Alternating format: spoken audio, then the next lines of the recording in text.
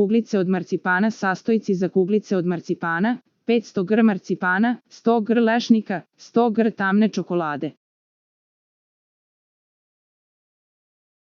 Kuglice od marcipana se pripremaju na sledeći način: odvajati malo marcipana, rastanjiti na dlanu, staviti lešnik u sredinu i obložiti ga ivicama rastanjenog marcipana, da se dobije oblik kuglice, a potom sve staviti u frižider, kako bi se marcipan dodatno stegao. Čokoladu rastopiti i prelivati preko kuglica. Kuglice se mogu i umakati u otopljenu čokoladu. Dekorisati.